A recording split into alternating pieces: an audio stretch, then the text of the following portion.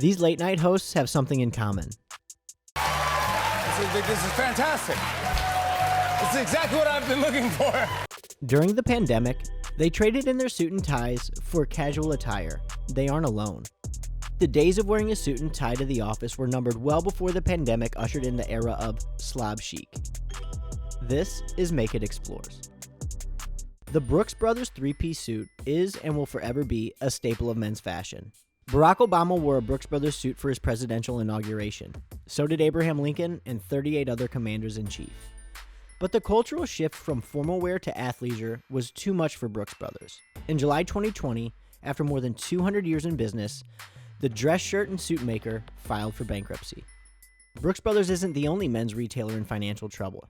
Tailored Brands, which owns Jose Bank and Men's Warehouse, closed 500 stores last year and laid off 20% of its workforce.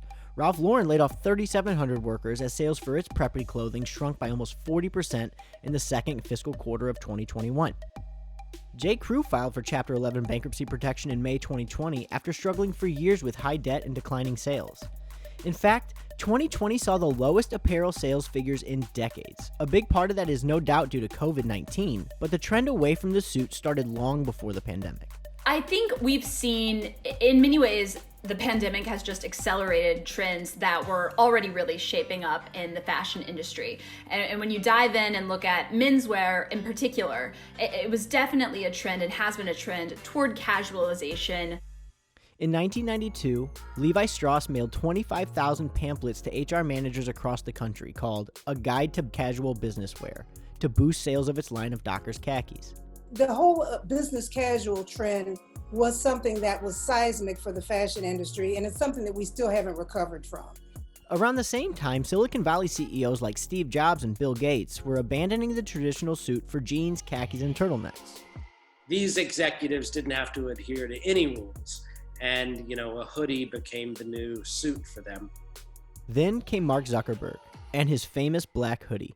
He steps out and he's wearing that. Well, then all the men that want to be like him, in turn, are going to wear the same thing. It's crazy how one guy, can really set the tone in the fashion industry. It didn't take long for other industries to notice how popular Zuckerberg's casual attire was with millennials. JP Morgan relaxed its dress code in 2016, although you still couldn't wear sweats, leggings, yoga pants, or flip-flops to the office. 3 years later, Goldman Sachs relaxed its dress code, which makes sense since more than 75% of its workforce were born after 1981.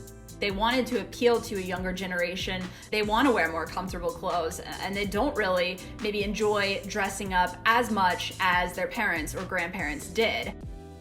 If the whole point of the suit is a show of status, then what does it mean if you're forced to wear one to the office? Instead of representing power, it just becomes a uniform. But when putting on a suit is a choice, it takes on an entirely different meaning. Like famous director and suit lover Guy Ritchie laid out in a May 2017 episode of The Joe Rogan Experience. The offices had come along, the number crunchers had come along, and there was no creativity in the suit. A suit needs to be creative.